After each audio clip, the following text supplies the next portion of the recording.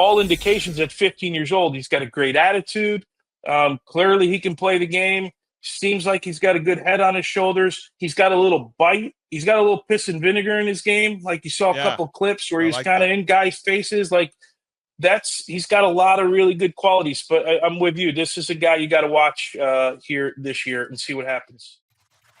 But first, let's talk about our 3 U.S. men's national team prospects that we think you should be watching in 2025. All right, Big Tones? And the first one is Cav Sullivan, Philadelphia Union, 15 years old. And I want to bring him up first because we just ended our last segment talking about their new coach in Philly, Bradley Cardinell, and a quote from Ernst Tanner, the sporting director, saying he knows how to manage and get the most out of our youth. So I'm wondering, Cav Sullivan, only 3 appearances for the first team last year. Will we see more of him in 2025? I think we're going to. If I had to make a prediction, just to tie this in, to get it going prediction-wise, he had 3 appearances. I think we're going to triple that, and I actually think he's going to score his first goal in MLS next season. Wouldn't make him the youngest, though. Freddie Adu has that distinction. 14 years, 320 days that Freddie Adu scored his first MLS goal, the youngest ever in MLS history. Cav Sullivan can't reach that now. He's over 15. But I do think we're going to see more Cav Sullivan time in Philly. What do you think about this young player in particular? Can't reach that. He's getting too old for that record at 15 years old, right? That's right. That's right. Yeah, he only, 9 minutes he played? He played 1,400 minutes in MLS Next Pro. They won MLS Next Pro. They were in the finals at least, right? Philly? Or did the Dallas team win it? I can't remember now. Jim, there's so many damn games. There is. Every week. It's crazy. Know every single thing and every single player, Big Tones. Yeah, I know. Yeah, I mean, the hope is he got sniff of first team. Can he maybe be part of, a third of the games? Can he make the bench every week? That's the next progression. He's still 15 years old, right? And City, Man City, when you're looking at a player like this, you're not buying now, you're buying later, right? You're buying for later. You're buying on hope that this kid is going to develop in the way that you want to play. Everyone, from the minute this kid stepped on the field, has said how special he is. We've seen it. We've seen, we've seen him on the field. We've seen clips of him. To go and think he's going to play 32 games would be unfair, right? With 30 plus games, whatever's in the season now. I think it's too much of a jump for young players to do that. But there's special players around the world. Is he one of those special players that we'll be talking about for a long time? I mean, that's yet to be seen, but all indications at 15 years old, he's got a great attitude.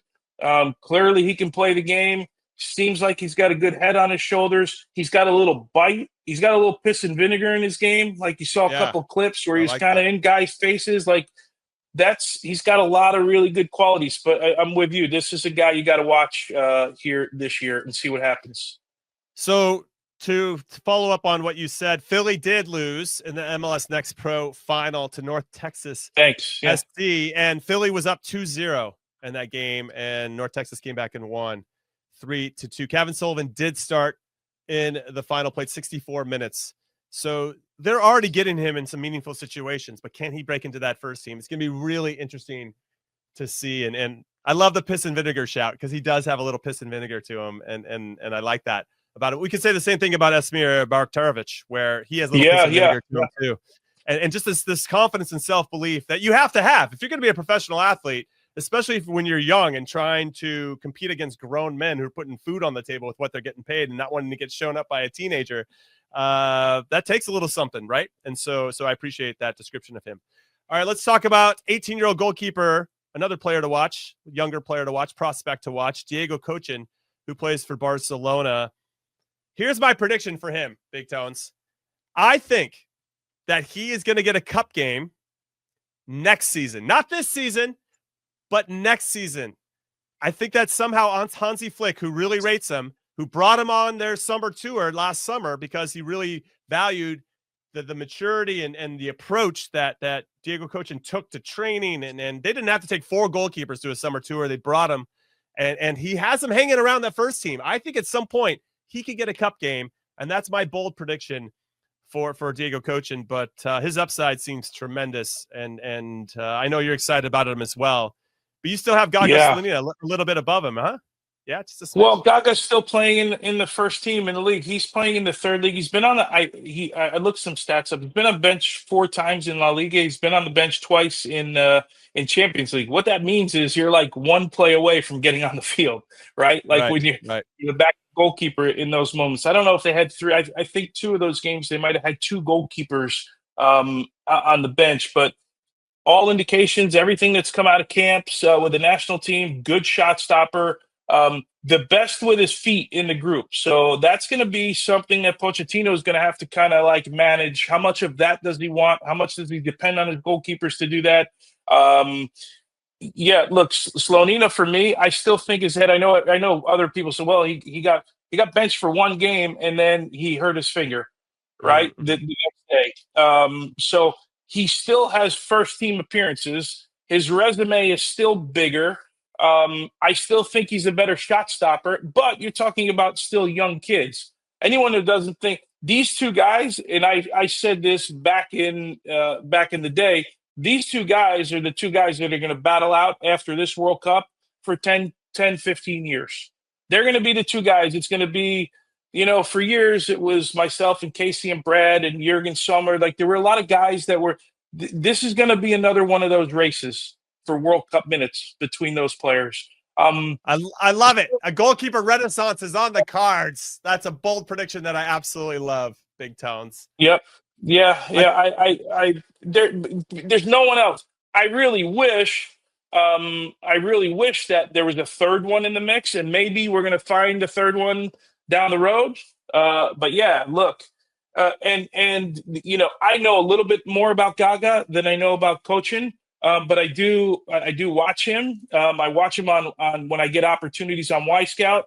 I like him. I like him a lot. And if it's him or if it's Gaga in the end, they're going to be good. Both of those guys are going to be really, really good. Well, I think it's a good sign that Barcelona got a contract renewal, extended his contract, Diego coach, into 2028. Yeah. So they clearly value him.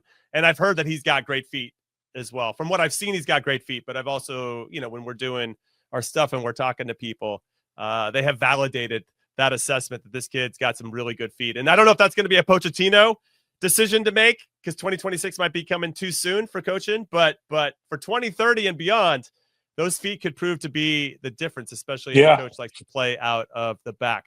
All right, last prospect that I think we have to keep an eye on. His name is Cole Campbell, 18 years old, Houston native, shifty left footer, finally breaking into the first team, getting some minutes with Borussia Dortmund. And we've poked fun at him a little bit because he's said that he wants to be a Ballon d'Or winner and win a World Cup and win a Champions League. We mean that with nothing but love ultimately, right? Because as we were saying with Boroterovic and with Cav Sullivan, you have to have that. Like if he doesn't have that, that would be more of a red flag than him saying these things, because you have to have that type of belief. I'm a huge fan. I think he's very good. And I wonder how Borussia Dortmund manage him moving forward, because right now, especially in the January transfer window, there's been reports that Borussia Dortmund are saving a little bit of money to get some defensive replacements, because they're real thin in the back line and in the 6th position, the defensive holding midfield position. Right now, Christopher Nkunku is actually from Chelsea, could be coming back on loan. Obviously, he had tremendous success with RB Leipzig on loan from Chelsea. But I assume they're going to have to get some people going out. And so Daniel Malen, one of their players, might be heading to Aston Villa. That would be interesting. Karim Adeyemi, they're asking about him. Jamie Gittins as well is being looked at. So is Gio Reyna going to leave? I mean, we'll get into our prediction about Gio here shortly. But if these players start to make moves, and if there's enough trust from the black and yellow to say, hey, Cole Campbell is our guy and we're going to lean into him a little bit more, then I think he could get some minutes. I just don't know if it's going to happen in this back half of the season. If anything, it's like, let's give him another summer, get him around the first team, get him really involved with the first team over the summer, and then we can start to incorporate him in a more meaningful way. Maybe have a more, not to say they don't have an individual player plan. I'm sure they have that for every single player, but maybe it can be a little bit more robust and more mature, knowing they can rely on him and trust him a little bit more going into next season. Big Tones, your thoughts on Cole Campbell? Yeah, I love his attitude. We had this discussion. Charlie didn't like it so much. He thought it was thought like it's pie What? in the Charlie sky. didn't But like something? what what Crazy. what's wrong with saying I want to be the Ballon d'Or winner? Like, at No, 18 nothing. years old. Like Nothing. you're for I love me, it. it's just I love, I love the attitude. Um, he's another wide player that can become special. Love to see him play next year. This year, look, he's still 18. I think I did this last time. He's on my mother's birthday, if I remember. I'll have to look it up. But my mom's birthday is on February 20th. I think that was his birthday. He'll be 19. And that sticks out to me for whatever reason, not because it's Cole Campbell, Jimmy, because it's my mom, right? Sure, Towns. but, Whatever you say. but yeah, um, yeah, this is another kid on the rise. I think you're right, though. Next year, I'd look at as more important than this year. This year, just get in the first team, get looks.